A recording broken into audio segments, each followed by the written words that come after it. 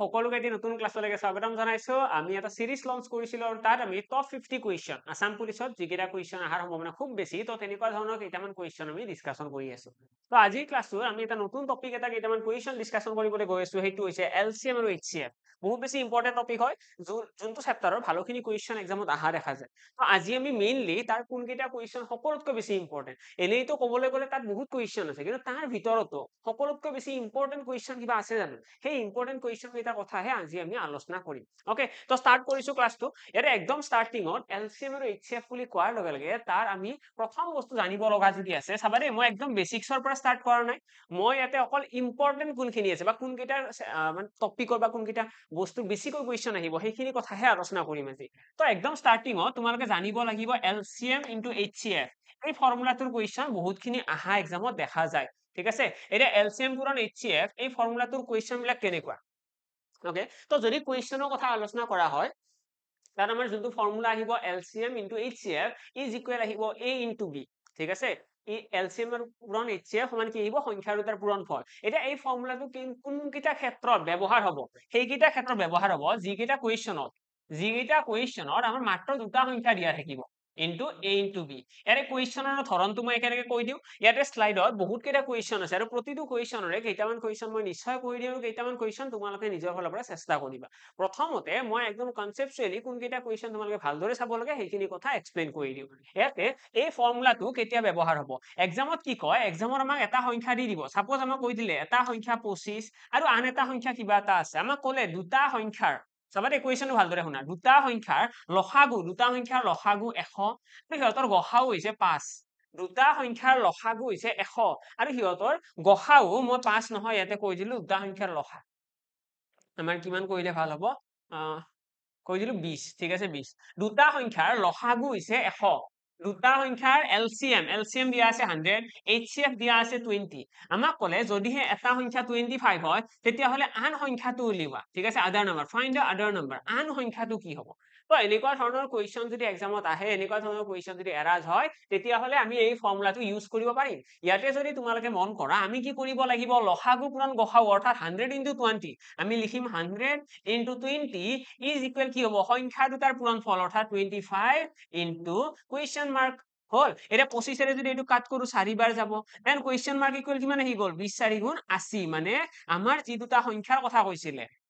আমাক কৈছিলে ন যে দুটা সংখ্যাৰ লসাগু হৈছে 100 আৰু গসাউ হৈছে 20 যদি এটা সংখ্যা 25 হয় আনটো কি হ'ব তো কাৰেক্ট আনসাৰ কিমান আহি যাব আনটো সংখ্যা হৈছে 80 আশা কৰো বুজি পালা সকলোৱে ধুনীয়াকৈ বুজি পালা যে কুৱেশ্যনটো কি হ'ব আনসাৰ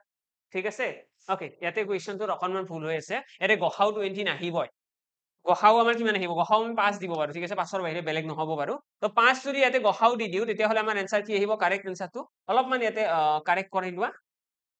যদি আমি গসাউ যদি 5 বুলি ধৰি লও তেতিয়াহ'লে ইয়াতে কি আহিব ইয়াতে আহিব 25 ইনটু কিবা এটা আমাৰ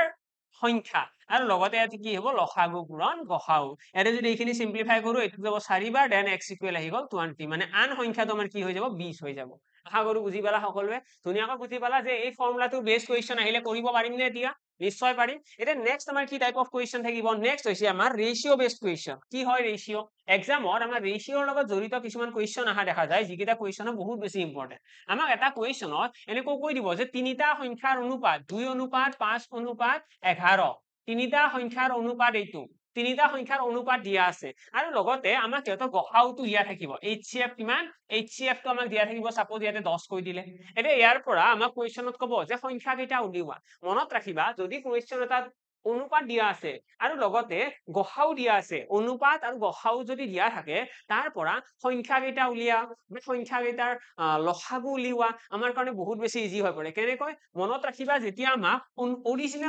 অৰিজিনেল সংখ্যা উলিয়াব দিব আমি কি কৰিব লাগে আমি সিম্পলি যোনটো গসাউ আছে সেই গসাউটো অনুপাতৰ লগত পূৰণ কৰিব লাগে অৰ্থাৎ 10ৰ লগত 2 পূৰণ কৰি দিয়া 10 2 গুণ 20 10ৰ লগত 5 পূৰণ কৰি দিয়া 10 5 গুণ 50 আৰু 10ৰ লগত 11 পূৰণ কৰি দিয়া 11 10 গুণ কিমান হ'ব 110 আমাৰ কাৰেক্ট আনসাৰ হৈ যাব তো আমাক যদি এক্সামত এনেকুৱা সিচুৱেশন দিয়ে যে তিনিটা সংখ্যাৰ অনুপাত দিয়া আছে আৰু সংখ্যা তিনিটাৰ গসাউ দিয়া আছে এই ক্ষেত্ৰত আমি ইজিলি অৰিজিনেল নাম্বাৰটো উলিয়াব পাৰিম ওকে অৰিজিনেল নাম্বাৰ উলিয়াব শিকিলো তাৰ পাছত আমি শিকিব লাগে যে লসাগু উলিয়াব পাৰিম নেকি এই এনেকুৱা ধৰণৰ সংখ্যা দিয়া থাকিলে ইহঁতৰ পৰা এলচিএম উলিয়াব পাৰিম নে নিশ্চয় পাৰিম তাৰ কাৰণে কি কৰিব লাগে প্ৰথমতে এই সংখ্যা তিনিটাৰ 2 5 আৰু 11 এই সংখ্যা তিনিটাক আমি কি কৰিম সংখ্যা তিনিটাৰ আমি লসাগু উলিয়াবলৈ চেষ্টা কৰিম কি হ'ব ইহঁতৰ লসাগু এতিয়া দেখিছো ইহঁত তিনিটা সংখ্যাকে হৰণ কৰিব নোৱাৰি ঠিক আছে ইহঁত তিনিটা সংখ্যাকে হৰণ কৰিব পৰা সংখ্যা নাই অৰ্থাৎ ইয়াৰে লসাগু হৈ যাব গসাউ HCF পূৰণ যিকেইটা ৰেচিঅ ইয়াতে দিয়া আছে বা ইয়াতে আমি যিকেইটা সংখ্যা পাইছো ইয়াতে কি পাইছো 2 5 আৰু 11 এতিয়া তোমালোকে ভাবিছা এইটো চোন আমি ডাইৰেক্টলি এনেকে মনত ৰাখিম যে গসাউ পূৰণ অনুপাত কেইটা তো সেইটো কৰিলে কি হ'ব কিছুমান ক্ষেত্ৰত তোমালোকৰ ভুল হৈ যাব যেনেকৈ এটা এক্সাম্পল মই ইয়াতে দি দিছো তোমালোকক যদি এটা কুৱেশ্যনত এনেকুৱা ধৰণৰ সংখ্যা এটা দি দিয়ে 10 অনুপাত দি দিলে ইয়াতে 16 অনুপাত ইয়াতে দি দিলে 11 এতিয়া এই তিনিটা সংখ্যাৰ যদি তোমালোকক লসাগু উলিয়াব দিয়ে আৰু ইহঁতৰ যদি তোমাক সাপোজ গসাউটো দিয়া আছে HCF দিয়া আছে 2 ঠিক আছে আমাক কৈ দিলে যে তিনিটা সংখ্যাৰ অনুপাত এইটো আৰু সংখ্যা তিনিটাৰ গসাউ হৈছে 2 গসাউ দিয়া আছে অনুপাত দিয়া আছে আৰু ইয়াৰে পৰা আমাক ডাইৰেক্টলি কৈছে এলচিএম উলিওৱা তো কি হ'ব এলচিএম তো ইয়াতে যদি আমি এলচিএমৰ কথা কওঁ এলচিএম ইকুৱেল কি হ'ব আমি প্ৰথমতে এই তিনিটা সংখ্যাৰ কি কৰিব লাগিব লসাগুটো ওলাব লাগিব আমাৰ বেসিক টেকনিকত আমি ফেক্টৰাইজেশ্যন টেকনিকটো ইয়াতে ইউজ কৰিম আৰু যদি ফেক্টৰাইজেশ্যন মেথডটো ইউজ কৰো 2 ৰে দেখিছো 5 বাৰ যাব 2 ৰে 8 বাৰ যাব ইয়াতে 11ক নাযায় এতিয়া এইখিনিক আমি আৰু যাব জানো নাযায় তো এইখিনি গোটেইখিনি আমাৰ ইয়াতে কিহত আহি যাব লসাগুত আহি যাব অৰ্থাৎ 2 পূৰণ 5 পূৰণ 8 পূৰণ 11 আৰু ইয়াৰে লগতে এক্সট্ৰা কৈ তোমালোকে 2টো পূৰণ কৰিব লাগে দ্যাটস ইট হৈ গল বুজি পালা আমি ইয়াতে কিয় এইখিনি লিখিলো কাৰণ ইয়াতে 2 ৰে কাটিব পাৰিছো কিন্তু ইয়াৰ আগৰ কুৱেশ্যনটো তোমালোকে মন কৰিলে দেখিবা ইয়াতে আমাৰ হৰণ কৰাৰ কোনো অপচন নাছিলে কিয় নাছিলে ইয়াতে কি হৈছিলে ইয়াতে 2 5 আৰু 11 গোটেই কেইটা সংখ্যাকে হৰণ যোৱা কোনো এটা উমৈহতীয়া সংখ্যা নাই ঠিক আছে কমন ফেক্টৰ নাই সেই কাৰণে ইয়াতে ডাইৰেক্টলি এইটো লিখি দিছিলো ওকে এইটো হল আমাৰ ৰেচিঅৰ লগত জড়িত লসাগু আৰু গসাউৰ কনসেপ্ট এইটো কনসেপ্ট তোমালোকে মনত ৰাখি যাবা এক্সামৰ কাৰণে নেক্সট তোমালোকে কনসেপ্ট মনত কি ৰাখিবা নেক্সট মনত ৰাখিবা এই ফৰ্মুলাটো আৰু তাৰে পিছত থাৰ্ড কনসেপ্ট যদি মই ক'ব লাগে আমাৰ এক্সাম পইণ্ট অফ ভিউৰে বহুত বেছি ইম্পৰ্টেন্ট কনসেপ্টটো হৈছে আমাক এক্সামত আমাক ক্লকৰ ঘন্টা বাজি থকা বেল ৰিঙিঙৰ কুৱেশ্যন দিয়া দেখা যায় ঠিক আছে বেল ৰিঙিঙৰ কুৱেশ্যন দিয়া দেখা যায় যদি এক্সামত বেল ৰিঙিঙৰ কুৱেশ্যন আহে আমাক যদি কয় যে ঘন্টা এটা বা এটা পাঁচটা বেলৰ কথা ক'লে বা তিনিটা বেল আছে আৰু এই তিনিটা বেল এটা নিৰ্দিষ্ট সময়ৰ ব্যৱধানত বা নিৰ্দিষ্ট সময়ৰ অন্তৰালত বাজি উঠে তিনিটা বেলৰ কথা কৈছে তিনিটা বেল বাজি আছে 5 মিনিট 6 মিনিট আৰু লগতে 10 মিনিটৰ অন্তৰালত এনেকুৱা ধৰণৰ কুৱেশ্যন আমাৰ এক্সামত খুব বেছি অহা দেখা যায় আমাক ক'ব যে তিনিটা বেল আছে আৰু তিনিটা বেল 5 মিনিট 6 মিনিট আৰু 10 মিনিটৰ কি গেপত বাজি আছে কিহত গোটেই কেইটা বেল কিমান সময়ৰ মূৰত একেলগে বাজিব যদি এনেকুৱা ধৰণৰ কুৱেশ্যন আহে সকলোৱে মনত ৰাখিবা বেল ৰিঙিঙৰ কুৱেশ্যন যদি এক্সামত অহা দেখা যায় যে ঘন্টা বাজি থকাৰ কথা কৈছে তেতিয়াহ'লে ডাইৰেক্ট তাৰ তোমালোকে এলচিএম লৈ দিবা এতিয়া যদি ইয়াতে চাও 5 6 আৰু 10ৰ লসাগু আমাৰ কিমান আহিব 30 আহিব অৰ্থাৎ 30 মিনিটৰ পাছত কি হ'ব গোটেই কেইটা বেল একেলগে বাজিব আমাক যদি কয় যে 2 ঘন্টা সময়ৰ ভিতৰত কিমান বাৰ বেল কেইটা একেলগে বাজিব তো 2 ঘন্টা সময়ত কিমান বাৰ আহিব চোৱা প্ৰথমতে এবাৰ বাজিব ঠিক আছে তাৰ পিছত 30 মিনিট পিছত বাজিব এবাৰ দুবাৰ হল তাৰ পিছত আকৌ 30 মিনিট পিছত বাজিব তিনিবাৰ হল কিমান সময় হল চোৱা এইটো স্টাৰ্টিং আছিলে জাস্ট বেল বাজিছে তাৰপিছত সময় আৰম্ভ হৈ গৈছে আলটিমেটলি একবাৰ দুইবাৰ তিনিবাৰ হল মানে 1 ঘন্টা গল ইয়ালৈকে 30 মিনিট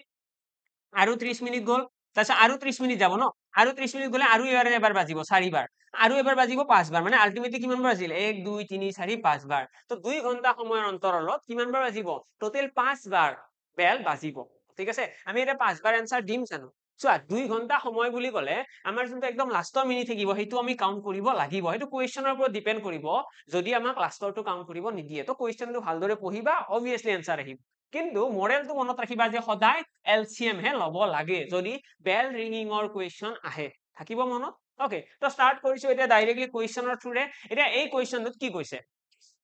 অসমীয়াটো একেলগে মেনশন কৰি দিছো তো কুৱেশ্যনটো ভালদৰে শুনি লোৱা ইয়াতে আমাক কৈছে find the greatest number that will divide one so as to leave the same remainder in each case আমাক কৈছে সকলোতকৈ ডাঙৰ সংখ্যাটো উলিওৱা যিটোৱে 43 91 আৰু 183 হৰণ কৰিলে একে ভাগে ৰব ভাগশেষৰ লগত জড়িত কুৱেশ্যন বিলাকো বহুত বেছি ক্ৰুচিয়েল হয় ভাগশেষৰ লগত জড়িত কুৱেশ্যনৰ যদি তোমালোকে কনচেপ্ট বুজিব বিচৰা তেতিয়াহ'লে অলৰেডি কমপ্লিট মেথছৰ সিৰিজ এটা আপলোড আছে তাত তোমালোকে যাই চাব পাৰা বেছিক পঢ়াই আছে আৰু LCM and HCF by Nirmal sir search কৰিলে তোমালোকে পাই যাবা ঠিক আছে আমি কি কৰিব লাগে যদি এক্সামত কুৱেশ্যনত তোমালোকে দেখা পোৱা যে গ্ৰেটেষ্ট নাম্বাৰ উলিয়াব দিছে ডাঙৰ সংখ্যা উলিয়াব দিলে সদায় মনত ৰাখিবা সদায় HCF ডাঙৰ সংখ্যাৰ মিনিং কি HCF তো ইয়াতে আমি কি কৰিম ডাঙৰ সংখ্যা উলিয়াব দিছে ন HCF উলিয়াব লাগিব HCF কাৰ উলিয়াম যদিহে ৰিমাইন্ডাৰ সেম বুলি কয় ৰিমাইন্ডাৰ সেম বুলি ক'লে সংখ্যা কেইটা এটাক আনটোৰ পৰা বিয়োগ কৰিব লাগে অৰ্থাৎ 91 minus 43 এইটো এটা দেন কি কৰিম 183 minus 91 এটা সংখ্যা হৈ যাব আৰু লাষ্ট সংখ্যাটো আমাৰ কি হ'ব 183 minus 43 তো আমি কি কৰিব লাগে যদি আমাক এনেকুৱা ধৰণৰ সিচুৱেচন ক্ৰিয়েট হয় কেতিয়াবা যে আমাক কৈছে তিনিটা সংখ্যা দিয়া আছে গ্ৰেটেষ্ট নাম্বাৰ উলিয়াব দিছে ডাঙৰ সংখ্যা মানে কি হ'ব HCF ডাঙৰ সংখ্যা বুলি ক'লে সদায় মনত ৰাখিবা অকল HCF হে হ'ব কেতিয়াও LCM নহয় ডাঙৰ সংখ্যা মানে HCF এটা HCF কাৰ উলিয়াম যদিহে আমাক ৰিমাইন্ডাৰ সেম বুলি কয় same remainder in each case প্ৰতিটো ক্ষেত্ৰতে যদি সেম ৰিমাইন্ডাৰ বুলি কয় তেতিয়াহ'লে সংখ্যা কেইটা এটা আনটোৰ পৰা বিয়োগ কৰিম যদিহে ৰিমাইন্ডাৰ দিয়া থাকে সাপোজ ৰিমাইন্ডাৰ আমাক সেম বুলি কৈছে বাট ৰিমাইন্ডাৰটো গিভেন ৰিমাইন্ডাৰ যদি দিয়া থাকে তেতিয়াহ'লে আমি কি কৰিব লাগে এই সংখ্যা কেইটাৰ পৰা ৰিমাইন্ডাৰটো বিয়োগ কৰিব লাগে যদিহে এক্সামত তোমালোকে এনেকুৱা এটা কুৱেশ্যন পাই যোৱা যে 12 আছে 25 আছে আৰু এটা সংখ্যা তোমালোকে পাই গ'লে 33 এই তিনিটা সংখ্যা হৰণ কৰিব পৰা সকলোতকৈ ডাঙৰ সংখ্যাটো উলিওৱা যাৰ ফলত ৰিমাইন্ডাৰ আমাক কৈ দিলে 2 5 and 3 পোৱা যায় এইটো কুৱেশ্যন সাপোজ এক্সামত আহি গ'ল আমাক ক'লে এই তিনিটা সংখ্যা হৰণ কৰিব পৰা সকলোতকৈ ডাঙৰ সংখ্যাটো উলিওৱা ডাঙৰ মানে কি গ্ৰেটেষ্ট নাম্বাৰ আৰু গ্ৰেটেষ্ট বুলি ক'লে লাগিলে নোটছ লিখি থৈ দিয়া গ্ৰেটেষ্ট নাম্বাৰ মানে কি মানে হৈছে সকলোতকৈ ডাঙৰ সংখ্যা বুলি ক'লে আমি সদায় HCF উলিয়াম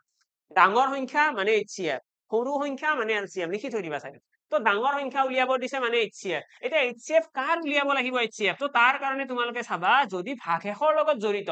ভাগশেষৰ লগত জড়িত যদি কুৱেশ্যন আহে আমি যদি ভাগশেষ দিয়া থাকে সাপোজ ৰিমাইন্ডাৰ দিয়া আছে এনেকৈ আমাক কৈছে যে ভাগশেষ 2 আহিব 5 আহিব 3 আহিব এই ক্ষেত্ৰত আমাৰ কাৰণে এনসাৰ দিয়াটো খুব সহজ আমি কি কৰো এই ভাগশেষটো এই সংখ্যা কেইটাৰ পৰা বিয়োগ কৰিলে হয় অৰ্থাৎ মই কি কৰিম প্ৰথমতে 12 ৰ পৰা বিয়োগ কৰি দিম 2 টো মই 25 ৰ পৰা বিয়োগ কৰি দিম 5 টো আৰু 33 ৰ পৰা বিয়োগ কৰি দিম 3 টো দি পেলাই ইয়াতে যিকিটা সংখ্যা পাম অৰ্থাৎ HCF অফ কি আহিব 10 আহিব 20 আহিব 30 আহিব আৰু ইহঁতৰ HCF আমি সকলোৱে জানো 10 আহিব ইহঁতৰ HCF ক্লিয়াৰ 10 আহিব ইহঁতৰ HCF তো আলটিমেটলি আমি যদি 10 ৰে যদি 12 হৰণ কৰো ৰিমাইন্ডাৰ কি আহিব 10 ৰে 12 হৰণ কৰিলে 2 আমাৰ ৰিমাইন্ডাৰ থাকি যাব 10 ৰে যদি 25 হৰণ কৰা হয় 5 আমাৰ ৰিমাইন্ডাৰ থাকিব আৰু 10 ৰে যদি 33 হৰণ কৰা হয় 3 আমাৰ ৰিমাইন্ডাৰ থাকি যাব ক্লিয়াৰ সকলোৰে ক্ৰিস্টেল ক্লিয়াৰ হৈ গ'ল তো আমাৰ ৰিমাইন্ডাৰৰ লগত জড়িত কুৱেশ্যন আহিলে আমাৰ কাৰণে বেছি টান হৈ নাথাকে যদিহে ৰিমাইন্ডাৰ দিয়া আছে ৰিমাইন্ডাৰটো তোমালোকে বিয়োগ কৰিবা যদিহে ৰিমাইন্ডাৰটো দিয়া নাই ইয়াতে যেনেকৈ তোমালোকে দেখিছা সেম ৰিমাইন্ডাৰ কিন্তু ৰিমাইন্ডাৰটোৰ কথা ইয়াতে একো কোৱা নাই তো এই ক্ষেত্ৰত সংখ্যা কেইটা এটা আনটোৰ পৰা বিয়োগ কৰিছো কেনেকে কৰিছো চোৱা আমি জানো 91 ৰ পৰা 43 বিয়োগ কৰিব পৰা চান্স আছে বিয়োগ কৰিছো 183 ৰ পৰা 91 ক বিয়োগ কৰিব পৰা চান্স আছে বিয়োগ কৰিছো দেন 183 ৰ পৰা 45 মই ইয়াতে 45 ৰ পৰা 183 বিয়োগ কৰিব নোৱাৰো কাৰণ 45 টো হৈছে সৰু সংখ্যা সেই কাৰণে আমি এইটো বিয়োগ কৰাও নাই ঠিক আছে আমি সদায় ডাঙৰৰ পৰা সৰুটোহে বিয়োগ কৰিম আশা কৰো সকলোৰে এইখিনিলৈকে কনসেপ্ট ক্লিয়াৰ হ'ল মই যদিও কুৱেশ্যন কেইটা ইয়াতে দেখাই দিছো লগতে কোনোবা এজনে মোক কমেন্ট এটা দিছিলে কনসেপ্ট ওয়াইজ আপুনি ক্লাস আনক আৰু টেলিগ্ৰামতো কমেন্ট এটা পাইছিলো সো আজিৰ ক্লাসটো আমাৰ কি আছে কনসেপ্টৰ কথা আছে আৰু কুৱেশ্যনটো তোমালোকৰ হোমৱৰ্ক আছে এটা কুৱেশ্যন মই কৰি নিদিও কিন্তু সেই কুৱেশ্যনটোৰ বিহাইণ্ড দা সিন কেনেকে কৰিব লাগে কেনেকুৱা ধৰণৰ কুৱেশ্যন আহিব এটা এক্সাম্পল দি পেলাই মই বুজাই যাই থাকিম okay এইটো কুৱেশ্যনৰ ফালে আহিছো এটা কৈছে the HCF of two number is 23 and the other two factors of their LCM are 13 and 14 the larger of the two number is মনত ৰাখিবা আমাৰ এক্সামত এনেকুৱা ধৰণৰ কুৱেশ্যন খুব বেছি আহা দেখা যায় য'ত other two factors বুলি কয় চোৱা মই এটা এক্সাম্পল দিব ট্ৰাই কৰো যদি আমাৰ এক্সামত এনেকুৱা ধৰণৰ সিচুৱেচন আহে 28 আৰু ইয়াতে কৈ দিলে 30 এই সংখ্যা দুটাৰ আমি যদি লসাগু আৰু গসাগু উলিয়াব লাগে কেনেকৈ উলিয়াম যদি লসাগু উলিয়াব লাগে 2 ৰে হৰণ কৰিম প্ৰথমতে 14 বাৰ গ'ল 2 ৰে এইটো 15 বাৰ গ'ল আৰু যাব জানো আৰু তো নাযায় আৰু ইহঁতৰ হৰণ নাযায় কাৰণ 14 আৰু 15 ৰ উমৈহতীয়া উৎপাদক নাই এতিয়া মই যদি ইয়াতে লিখো যে HCF কিমান হ'ব তো HCF আহিব ইয়াতে 2 আৰু LCM কোন আহিব ঠিক আছে LCM আমি ইয়াতে দেখিম 2 আহিছে 14 আহিছে আৰু 15 আহিছে ইয়াতে তোমালোকে মন কৰিলে দেখিবা LCM বুলি কোৱাৰ লগে লগে LCM ৰ সদায় গসাউটো সোমাই থাকে চোৱা মই যে এই দুইটো লিখিছো এই দুইটো কৰ পৰা আহিছে ইয়াতে চোৱাচোন ক'ৰ পৰা আহিছে এই দুইটো, এইখিনি এইটো দুই হয় নে নাই? এই 2টো মই ইয়াতে লিখিছো আৰু এই 14টো মই ইয়াতে লিখিছো, এই 15টো ইয়াতে লিখিছো। মানে LCM ৰ ভিতৰত HCF টো সোমাই আছে নে নাই? আছে। আমি সকলোৱে মনত ৰাখিম যে LCM ৰ ভিতৰত HCF টো থাকিব আৰু লগতে দুটা এক্সট্ৰা ফেক্টৰ আছে। এই দুটা কিয় আহিল? বেছিওতো থাকিব পাৰিলেহেঁতেন। দুটা থকাৰ কাৰণটো হৈছে মাত্ৰ দুটা সংখ্যা কৈছিলে, দুটা সংখ্যা কোৱা কাৰণে দুটা ফেক্টৰ আছিলে। এতিয়া ইয়াৰে পৰা যদি আমি অৰিজিনেল সংখ্যা উলিয়াব বিচাৰো, সাপোজ মই কৈ দিলো যে তোমালোকে এইখিনি বস্তু দেখা নাই, এইখিনি বস্তু তোমালোকে দেখা নাই, যদিও মই ইয়াতে কৰি দিছো এইখিনি নাজানো বুলি ধৰি লোৱা যে এইখিনি বস্তু আমি নাজানো, এইখিনি আমি গম নাপাওঁ। আমাৰ এক্সামত ক'লে যে দুটা সংখ্যা আছে আৰু সেই সংখ্যা দুটাৰ গসাও দিয়া আছে 2। HCF কিমান? HCF হৈছে 2। নেক্সট আমাক কৈছে যদি সিহঁতৰ লসাগু LCM ৰ অন্য দুটা উৎপাদক মানে আদাৰ টু ফেক্টৰছ বুলি কৈছে, আদাৰ টু ফেক্টৰছ। এতিয়া আদাৰ টু ফেক্টৰছৰ মিনিংটো ফাৰ্ষ্ট বুজি লোৱা। আদাৰ টু ফেক্টৰ মানে হৈছে অন্য দুটা উৎপাদক, আৰু অন্য দুটা উৎপাদক ইয়াতে কি বুলি কৈছে? 14 আৰু 15। তেতিয়াহ'লে অৰিজিনেল সংখ্যা উলিওৱা, প্ৰাৰম্ভিক সংখ্যা দুটা উলিওৱা, এনেকুৱা ধৰণৰ কুৱেশ্যন কৰি দিলে। তো অৰিজিনেল সংখ্যা কেনেকৈ উলিয়াম? আমি যদি ইয়াতে মন কৰি চাওঁ, আমি দেখিম 14ৰ লগত 2 পূৰণ কৰিলে কি দেখিছো? 14 2 গুণ 28। আৰু 15ৰ লগত 2 পূৰণ কৰিলে কি দেখিছো? 15 2 গুণ 30। আৰু এই দুটা আমাৰ অৰিজিনেল সংখ্যা হয় নেকি? এই দুটা আমাৰ অৰিজিনেল সংখ্যা হয় নেকি? হয়। ইয়াতে আমি দেখি আছো ন স্লাইডত। আমি যেতিয়া এইটো কুৱেশ্যন ট্ৰাই কৰিছিলো, আমাৰ অৰিজিনেল সংখ্যা আছিলে 28 আৰু 30। আৰু সেই অৰিজিনেল সংখ্যা উলিওৱাৰ কাৰণে মই ইয়াতে কি মেথড লগালো? মই কি কৰিছো? আদাৰ টু ফেক্টৰছ, অন্য যিকেইটা উৎপাদক আছিলে সেই উৎপাদকৰ লগত মই গসাউটো পূৰণ কৰিছো, হয়নে? চিম্পলি মই 14ৰ লগত 2 পূৰণ কৰিছো, 15ৰ লগত 2 পূৰণ কৰিছো, আমাৰ এনসাৰ ওলাই গৈছে। হল ক্লিয়াৰ সকলোৰে? এই সেম মেথডটো আমি ইউজ কৰিব লাগে এইটো কুৱেশ্যনত। ইয়াতে আমাক কি দিয়া আছে? ইয়াতে আমাক গসাউ দিয়া আছে। HCF কিমান দিছে? HCF দি দিছে 23। আমি সকলোৱে জানো LCM ত কোন থাকে? এইটো লাইনটো লিখি থবা দেই, এইটো বহুত ডাঙৰ ইম্পৰ্টেন্ট পইণ্ট হয়। LCM ত কোন কোন থাকিব? HCF থাকিব আৰু পূৰণ A into B থাকিব। AB কোন হয়? AB হৈছে আদাৰ টু ফেক্টৰছ, মানে অন্য দুটা উৎপাদক। সদায় যিকোনো দুটা সংখ্যাৰ ক্ষেত্ৰত ইয়াতে দুটা উৎপাদক আহিব, তিনিটা সংখ্যাৰ ক্ষেত্ৰত তিনিটা উৎপাদক আহিব, ABC। চাৰিটা সংখ্যাৰ ক্ষেত্ৰত কি হব? চাৰিটা উৎপাদক আহিব। মানে আমাৰ যিকোনো এটা সংখ্যাত উৎপাদক দুটা থাকিব। যদি দুটা সংখ্যা বুলি কয়, তিনিটা বুলি ক'লে তিনিটা থাকিব, আলটিমেটলি ফেক্টৰছ থাকিব। আৰু সেই ফেক্টৰছৰ পৰা আমি ডাইৰেক্টলি অৰিজিনেল সংখ্যাটো উলিওৱাৰ কাৰণে আমাৰ চিন্তা নাই। আমি কি কৰিম? এবাৰ HCF ৰ লগত প্ৰথম উৎপাদকটো পূৰণ কৰিম, এবাৰ HCF ৰ লগত দ্বিতীয় উৎপাদকটো পূৰণ কৰিম। ইয়াতে আমাক গসাও দিয়া আছে 23, আমাক এটা ফেক্টৰ কৈছে 13, এটা কৈছে 14। আমাক কৈছে ডাঙৰ সংখ্যাটো উলিওৱা। ডাঙৰ সংখ্যা কোনটো হ'ব? 13টো নে 14টো? আমি 23ৰ লগত কি কৰিম? এবাৰ 23ৰ লগত 13 পূৰণ কৰিম, এবাৰ 23ৰ লগত 14 পূৰণ কৰিম। আৰু ইয়াৰে ডাঙৰ সংখ্যা কোনটো হ'ব? অবভিয়াছলি এইটো হ'ব। তো তোমালোকে জাষ্ট এইটোহে কেলকুলেট কৰিব লাগে, ওপৰৰটো কেলকুলেট নকৰিলেও কথা নাই। তো 14ৰ লগত পূৰণ কৰি দিলে তোমালোকে ইয়াতে এনসাৰটো পাই যাবা। আশা কৰো ক্লিয়াৰ? সকলোৱে বুজি পালা? ওকে, নেক্সট কুৱেশ্যনৰ ফালে আহিছো। এইটো কুৱেশ্যন এনে কি কৈছে? 6 bells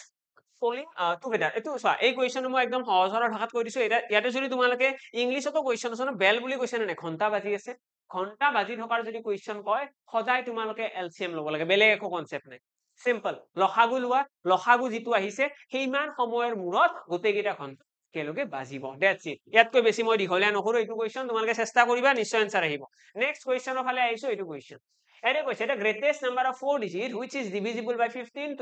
25, 40 and 75। এতিয়া এইটো কুৱেশ্যন কেনেকৈ কৰিম? আমাৰ এক্সামত ক'ব যে 3 digit greatest number বুলি কৈ দিলে চাপোজ। তোমালোকে এতিয়া ইয়াতে আৰু এটা নোট বনাব লাগিব। যিহেতুকে এক্সামলৈকে বেছি টাইম নাই, আমি স্পীডতো পঢ়িব লাগিব, কনচেপ্টটো বুজিব লাগিব, আৰু কেনেকুৱা ধৰণৰ কুৱেশ্যন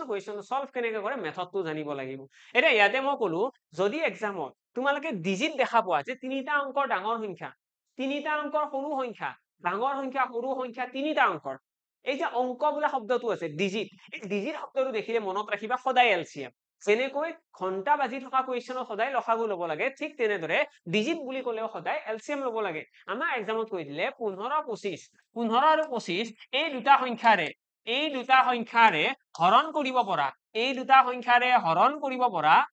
তিনিটা অংকৰ ডাঙৰ সংখ্যাটো উলিওৱা। চাবা দেই, কুৱেশ্যনটো ভালদৰে বুজিব চেষ্টা কৰা। আমাক ক'লে 15 আৰু 25 সংখ্যা দুটাৰে হৰণ কৰিব পৰা তিনিটা অংকৰ ডাঙৰ সংখ্যাটো উলিওৱা। এইটো হৈছে কুৱেশ্যন। তো কেনেকৈ উলিয়াম?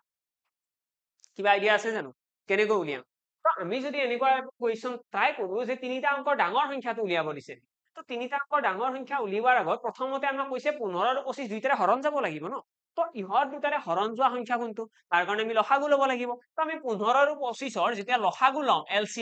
LCM আহি যাব আমাৰ 75। LCM আহি গ'ল 75। এতিয়া এই 75টোৰ মাল্টিপলছ ল'ম। 75 ৰ কি লম গুণিতক অৰ্থাৎ আমাৰ যোনটো তিনিটা অংকৰ ডাঙৰ সংখ্যা বুলি কৈছে সেইটো কি হ'ব সেইটো হ'ব 75 ৰ গুণিতক অৰ্থাৎ 75 কে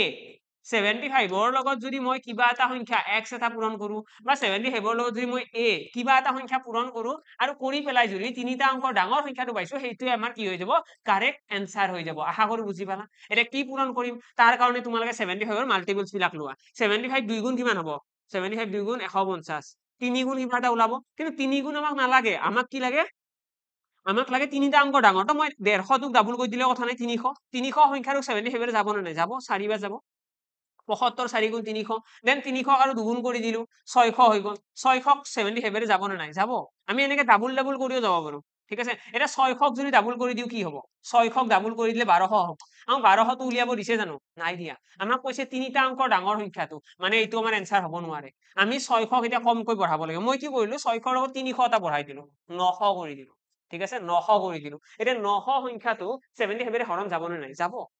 75 ৰে 900 হৰণ যাব তাৰ পাছত আৰু যদি আমি বঢ়াব বিচাৰো আমি কি লিখিব পাৰিম 975 975 হৰণ যাব নে যাব 975 হৰণ যাব এইটো কিমান বাৰ গ'ল এইটো আছিলে দুবাৰ দেন এইটো 4 বাৰ আছিলে এইটো আছিলে 8 বাৰ আছিলে এইটো আছিলে 12 বাৰ আছিলে 75 12 গুণ আহিব 900 আৰু 75 13 গুণ কিমান আহিব 975 তোমালোকে যদি 75 ৰ লগত 13 এটা পূৰণ কৰি দিয়া তোমালোকে পাই যাবা 975 975 আৰু এইটো হৈছে আমাৰ তিনিটা অংকৰ ডাঙৰ সংখ্যা আমাক কি কৈছিলে যে 15 আৰু 25 ৰে হৰণ কৰিব পৰা 15 আৰু 25 ৰে হৰণ যাব লাগিব হৰণ কৰিব পৰা তিনিটা অংকৰ ডাঙৰ সংখ্যাটো তিনিটা অংকৰ ডাঙৰ সংখ্যাৰ কাৰণে প্ৰথমতে আমি কি কৰিম আমি এই দুটা সংখ্যাৰে হৰণ যোৱা সংখ্যাটো ওলাম এই দুটা সংখ্যাৰে কাক হৰণ কৰিব পাৰিম 75 পাৰি এই দুইটা সংখ্যাৰে 75 হৰণ কৰিব পাৰি আৰু 75 ৰ যিমান গুণিতক ওলাব সেই গোটেইবিলাক সংখ্যাকে 15 আৰু 25 দুইটাৰে হৰণ যাব ঠিক আছে তো তাৰ কাৰণে আমি কি কৰিম 75 ৰ গুণিতক লম আৰু এনেকুৱা ধৰণৰ কুৱেশ্যন এক্সামত খুব বেছি important Done? Okay, next question ফালে আহিছো এইটো কুৱেশ্যন তোমালোকৰ হোমৱৰ্ক থাকিল এই কুৱেশ্যনটো 4 ডিজিট কৈছে কিন্তু প্যাটাৰ্নটো বা আমাৰ ক্যালকুলেশন কৰাৰ টেকনিকটো অলমোস্ট সেম গোটেইবিলাক সেম হ'ব এটা আমাক কৈছে চাৰিটা অংকৰ সকলোতকৈ ডাঙৰ সংখ্যাটো উলিওৱা যিটো সংখ্যা 15 25 40 আৰু 75 ৰে হৰণ যাব ক্লিয়াৰ Next question ফালে আহিছো এইটো question the product of two number is 4107 the HCF of this number is 37 then the greatest number is okay আমাক কৈছে ইয়াতে দুটা সংখ্যাৰ পূৰণফল দুটা সংখ্যাৰ পূৰণফল আমাক দিয়া আছে দুটা সংখ্যাৰ পূৰণফল কিমান দিয়া আছে 4107 সৰি ইয়াতে আমাক কৈছে দুটা সংখ্যাৰ পূৰণফল হৈছে 4107 মানে আলটিমেটলি এইটো হৈছে a into b দুটা সংখ্যাৰ পূৰণফল আৰু লগতে আমাক HCF টো দিয়া আছে HCF কিমান দিয়া আছে HCF সমান দিয়া আছে 37 then আমাক কৈছে then the greatest number is greater number ডাঙৰ সংখ্যাটো উলিয়াব দিছে তাৰ কাৰণে আমি জানিব লাগিব যে গসাউ মানে কি বা আমি যেতিয়া ফৰ্মুলা ইউজ কৰিম Okay, so ইয়াতে যদি আমি চাও 37 আমাৰ HCF দিয়া আছে আমি যদি LCM ৰ কনসেপ্টটো যদি চাও LCM মানে কি হয় LCM মানে হৈছে LCM ত কোন কোন থাকে LCM ত থাকিব HCF আৰু লগতে কোন থাকে other two factors a into b দুটা সংখ্যা সোমাই থাকে ন HCF ত কোন থাকে HCF LCM ৰ ভিতৰত HCF থাকিব আৰু other two factors থাকিব এটা আমি যদি ইয়াতে ট্ৰাই কৰো আমি ইয়াতে যদি চেষ্টা কৰো যে আমি প্ৰথমতে কি কৰিম আমি ইয়াতে ফৰ্মুলা ইউজ কৰিম এইটো আমাৰ ফৰ্মুলা কোন আছিল a into b ইকুৱেল আছিল লসাগু পূৰণ গসাউ এই ফৰ্মুলাটোত আমি কি কৰিছো ইয়াতে a into b ৰ জায়গাত ৰাখি দিলো ডাইৰেক্টলি 4107 আছিল থাকে 4107 LCM ৰ জায়গাত মই লিখি দিলো LCM ৰ জায়গাত আমাৰ HCF আহিব LCM ৰ জায়গাত সেপাৰেটলি LCM ৰ জায়গাত HCF আহিব আৰু অন্য দুটা উৎপাদক থাকিব যি দুটা মই কৈ দিলো a আৰু b নকও বাৰু মই p and q কৈ দিলো ঠিক আছে p আৰু q এই দুটা হৈছে ফেক্টৰ চাবাদে এতিয়া তোমালোকে কনফিউজ নহবা যে ইয়াতে a b লিখিলে দুটা একে একে দেখিব একে নহয় এই দুটা ফেক্টৰ LCM মানে LCM ক আমি এনেকে লিখিব পাৰো আৰু লগতে ইয়াতে কি আছে আৰু এটা HCF আছে এটা HCF মানে কি এইটো ভ্যালু আমি জানোৱে আমি ইয়াতে এতিয়া লিখিব পাৰিম p into q is equal কিমান হ'ব 4107 আৰু HCF দুটা আছে ন HCF দুটাৰে এইটো হৰণ অৰ্থাৎ 37 into 37 37 into 37 ৰে আমি কি কৰিম সিম্পলি এইটো হৰণ কৰিম ঠিক আছে 37 আছিল নে HCF তো 37 আছিল এটা 37 আৰু 37 ৰে হৰণ কৰিলে আমি ইয়াতে কিবা এটা সংখ্যা পাম নিশ্চয় পাম আৰু লগতে আমি মনত ৰখাটো ইম্পৰ্টেন্ট যি দুটা সংখ্যা ইয়াতে p আৰু q আছে সেই দুটা হৈছে কো প্ৰাইম নাম্বাৰ সহমৌলিক সংখ্যা সদায়ে যিকোনো এটা সংখ্যাৰ ইয়াতে যদি আমি আগৰ কনসেপ্টখিনি ফালে চাও কনসেপ্টটো মানে আগৰ পৰা চাব লাগিব তেতিয়াহে বুজি পাবা ইয়াতে যদি আগৰ কনসেপ্টৰ ফালে চাও আমি যিখিনি কথা ইয়াতে আলোচনা কৰিছিলো আমি ইয়াতে কি চাইছিলো আমি ইয়াতে a আৰু b দুটা সংখ্যা কৈছিলো ন উৎপাদক থাকে এই উৎপাদক দুটা সদায় সহমৌলিক সংখ্যা হয় সহমৌলিক সংখ্যা মানে কেনেকুৱা ইহঁতক আৰু বেলেগেৰে হৰণ যাব নোৱাৰে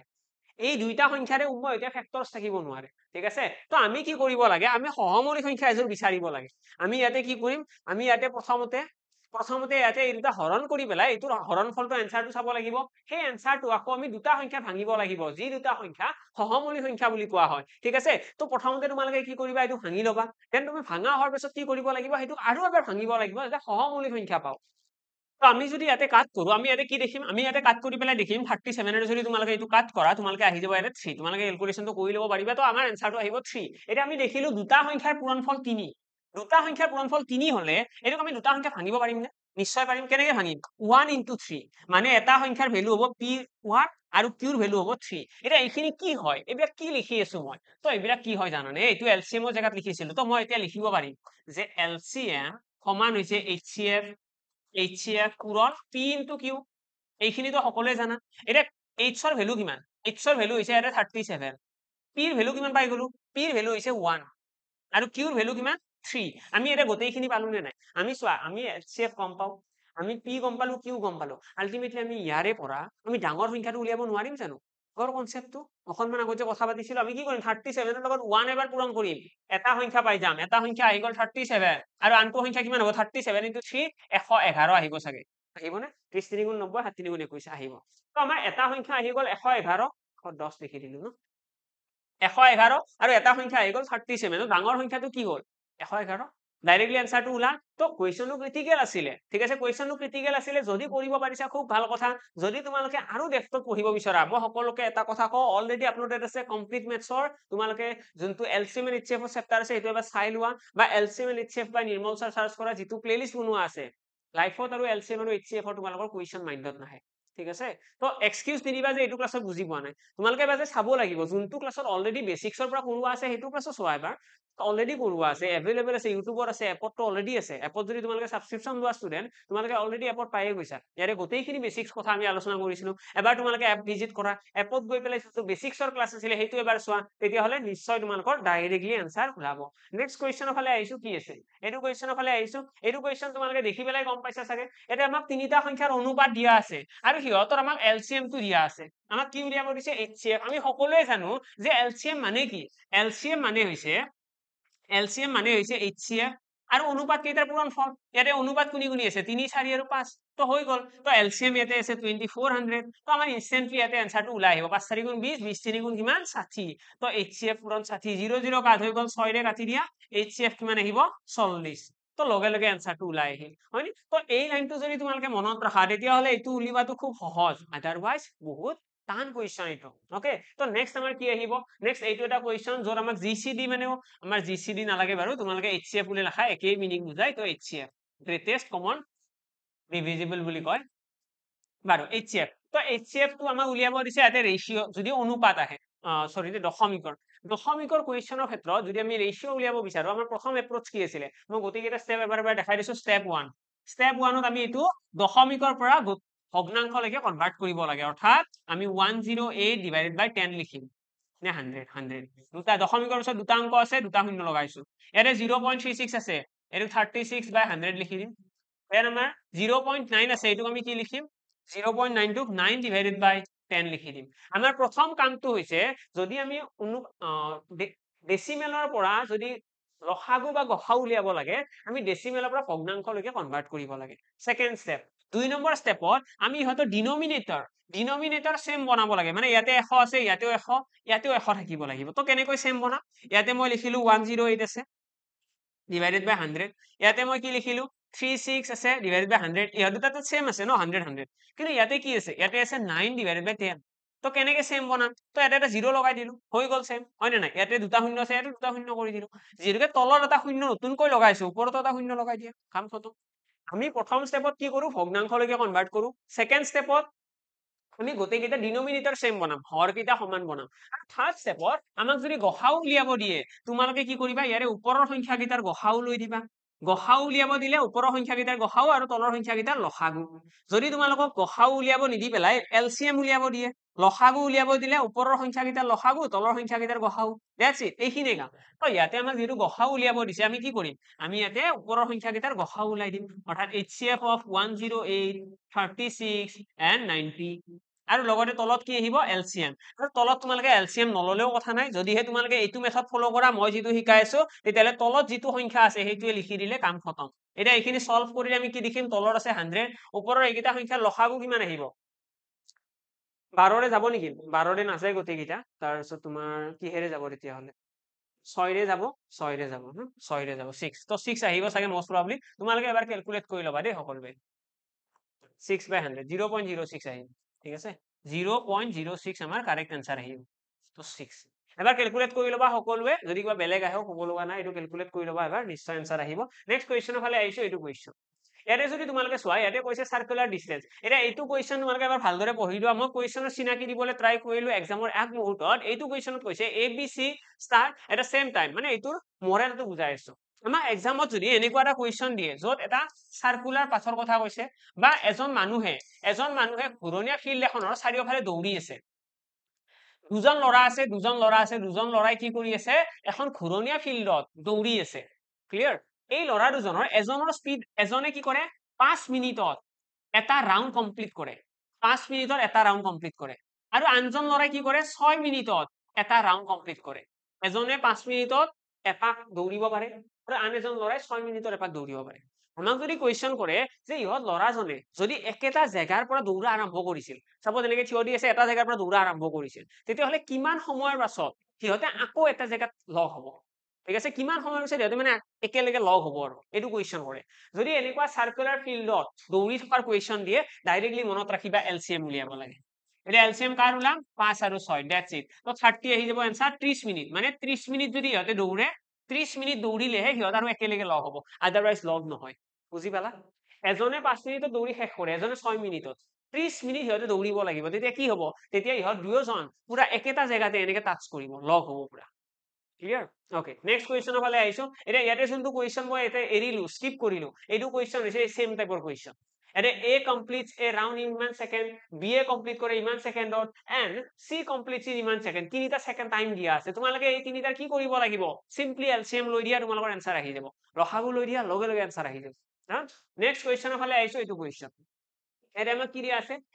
HCF দিয়া আছে গসাউ দিয়া আছে গসাউৰ দুটা সংখ্যা দিয়া আছে লসাগু আমাক দিয়া আছে এটা সংখ্যা আমাক দিয়া আছে আনটো উলিয়াব দিছে কৰিব লাগিব জানো একদম নালাগে A into B equal কি আছিল LCM into HCF এইটো ফৰ্মুলা ইউজ কৰিবা ডাইৰেক্টলি आंसर আহিব আৰু এইখিনি কথা মই অলৰেডি আজি প্ৰথমতে আলোচনা কৰিছো নেক্সট কোৱেশ্চনৰ ফালে আইছো এইটো কোৱেশ্চন এৰে কি কৈছে এইটো কোৱেশ্চন অলপমান ট্ৰিকি হয় এৰে পিছত আছে নে নাই আছে এটা আৰু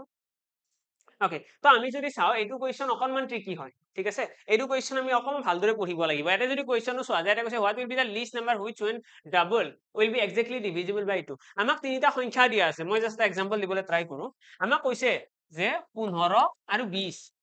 15 আৰু 20 এই সংখ্যা দুটাৰে হৰণ কৰিব পৰা সকলোতকৈ ডাঙৰ সংখ্যাটো উলিওৱা যেটো সংখ্যা আমাক কৈছে এনেকুৱা এটা সংখ্যা উলিওৱা x যেটো সংখ্যা 2 গুণ কৰিলে 15 ৰেও হৰণ যাব 20 ৰেও হৰণ যাব এইটো কোৱেশ্চন আমাক কৈছে এনেকুৱা এটা সংখ্যা উলিওৱা x যেটো সংখ্যা 2 গুণ কৰিলে 15 ৰেও হৰণ যাব 25 ৰেও 20 ৰেও হৰণ যাব ঠিক আছে এটা তেনেকুৱা সংখ্যাটো কি বুলি কয় যিকোনো এটা সংখ্যা যদি 15 আৰু 20 ৰে হৰণ যাব লগা হয় সেইটো কি জানো না সেইটো হৈছে লসাগু লসাগু মানে হৈছে এটা এনেকুৱা সংখ্যা যেটো সংখ্যা 15 ৰেও হৰণ যাব 20 ৰেও হৰণ যাব এটা এটো যদি কাটি দিও 5 3 15 5 4 20 আৰু তো নেযায় তো এৰে কিমান পালো 5 4 গুণ 20 3 গুণ 60 মানে এলসিএম আমাৰ কিমান আহি গল এলসিএম আহি গল 60 মানে 60 হৈছে এটা এনেকুৱা সংখ্যা যেটো সংখ্যা 15 ৰেও হৰণ যাব 20 ৰেও হৰণ যাব বুজি পালা 15 আৰু 20 ৰে হৰণ যোৱা সকলোতকৈ সৰু সংখ্যাটো হৈছে 60 আমাক কোৱেশ্চনত কি কৈছে এৰ আগৰ যোনটো কোৱেশ্চন আছে সেই কোৱেশ্চনত আমাক কৈছে যে এনেকুৱা এটা সংখ্যা উলিওৱা যোনটো সংখ্যা 2 গুণ কৰিলে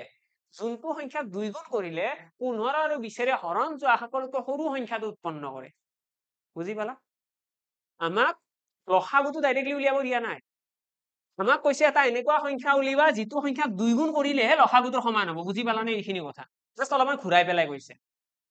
আমি কি কৰিম আমি কৈ দিম 30 30 হৈছে এটা এনেকুৱা সংখ্যা যিটো সংখ্যাক যদি দুগুণ কৰা হয় 60 পাম আৰু 60 টো 15ৰে হৰণ যায় 20ৰে হৰণ যায় কাম খতম বুজি পালা কাম খতম এতিয়া কুৱেশ্যনটোৰ ফালে আহিছো কুৱেশ্যন এবাৰ পঢ়ি লোৱা আৰু এবাৰ বুজি লোৱা এতিয়া কৈছে what is the least number সকলোতকৈ সৰু সংখ্যাটো উলিওৱা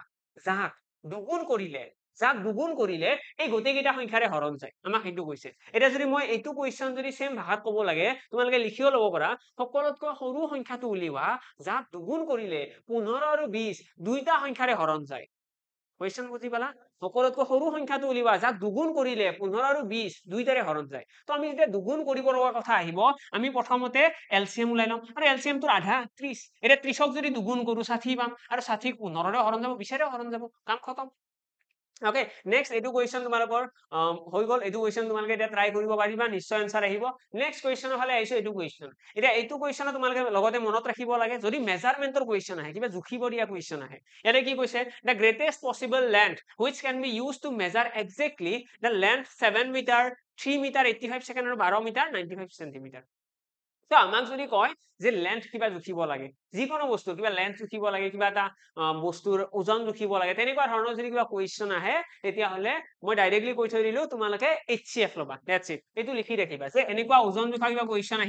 আহিব HCF ল'ম তো এক্সামৰ আগমুহূৰ্তত ইয়াতকৈ বেছি আৰু আমাৰ ৰিভিজনত আমি টাইম ৱেষ্ট কৰিব নোৱাৰো এইখিনিয়ে যে ওজন জোখা কুৱেশ্যন আহিব HCF এতিয়া HCF ল'বতো সকলোৱে জানা এই তিনিওটা সংখ্যাৰ HCF ডাইৰেক্টলি আহিব জানো নাহে তোমালোকে মিটাৰৰ পৰা কনভাৰ্ট কৰিব লাগিব সেন্টিমিটাৰত 7 মিটাৰ মানে কিমান মনত আছে নে নাই 7 মিটাৰ মানে কি বুলি কয় 7 মিটাৰ মানে হৈছে 700 সেন্টিমিটাৰ 3 মিটাৰ 85 সেন্টিমিটাৰ মানে কি 385 সেন্টিমিটাৰ এইটো বস্তু তোমালোকে কনভাৰ্ট কৰিব জানিব লাগিব হয়নে 12 মিটাৰ 95 সেন্টিমিটাৰ মানে কিমান হ'ব 1295